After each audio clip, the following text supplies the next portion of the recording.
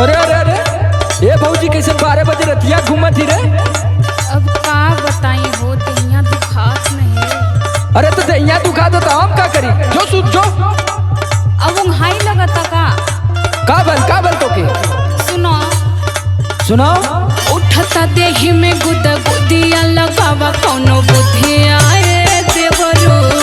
उठता देही में गुदा गुदिया लगावा कौनो बुद्धिया ए देवरो। उठता देही में गुदा गुदिया लगावा कौनो बुद्धिया ए देवरो। लगावा कौनो बुद्धिया ए देवरो। लगावा कौनो बुद्धिया ए देवरो। जात में खेसैया के सुधिया लगावा कौनो बुद्धिया ए देवरो। जात में खेसैया के सुधिया लगावा कौनो बुद्धिया ए देवरो। जात में खेसैया के सुधिया लगावा कौनो बुद्धिया ए देवरो। देख भौजी ज्यादा माइंड पे दिमाग मत लगाओ। अब हम का कर देनी? अब ये सब फालतू काम कर भी न तब मच्छरदानी फचरदानी लेके टुबेले पे चल जाए सुत है। अरे जा मत, हमार बतिया सुन लो ना। सुन तोर काहे परेशानी बढ़ल हम बतावत ही तोके। काहे हो?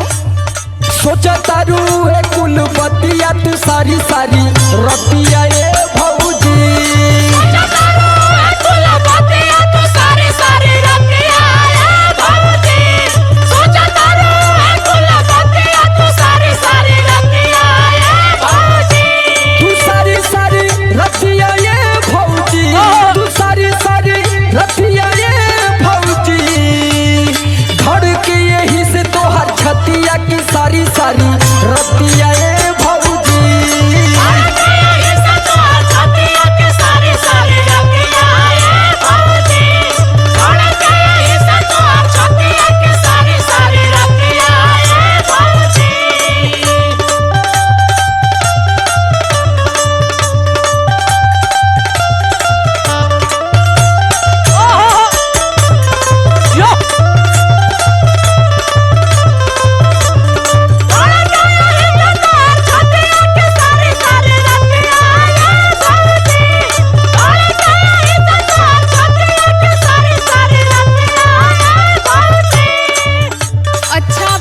बतावा कि कुल बात सबसे नानो कहो।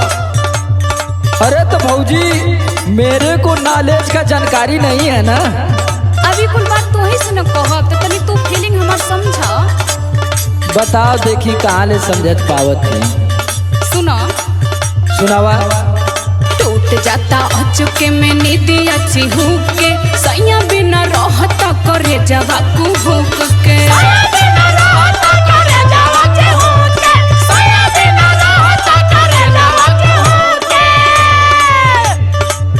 जाता अचुके में नींदी अच्छी हुक के। सैया बिना रहता करे जवा कुहुक के। बढ़ जाता राते हुद बुद्धिया लगावा कौनो बुद्धिया ए देवरो। बढ़ जाता राते हुद बुद्धिया लगावा कौनो बुद्धिया ए देवरो। बढ़ जाता राते हुद बुद्धिया लगावा कौनो बुद्धिया ए देवरो।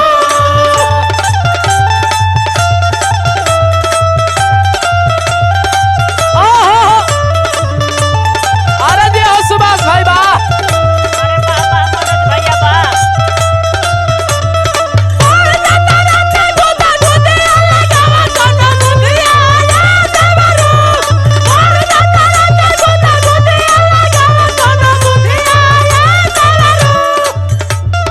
देख भौजी कपारे पे हमारे एग्जाम है। हमार दिमाग है दूसरे ओरी तय घुमा दे भी दूसरे ओरी हम चल जाए दूसरे ओरी। तो ऐसे अच्छा है कि कंट्रोल योर सेल्फ। तो अपने पे कंट्रोल कर, हम के तनी इधर रेस्ट करे दे। अले सुन सुनावा। बुझता रू हम के तू रोगावा के डॉक्टर। सॉरी भाभी लूज नहीं करूँगा करेक्टर।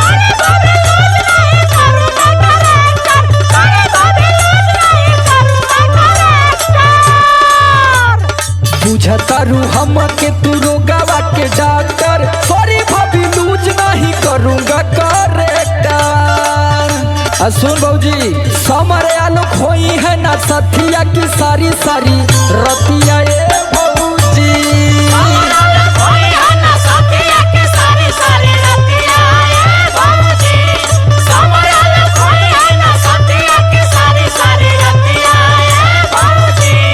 सारी सारी रतिया ए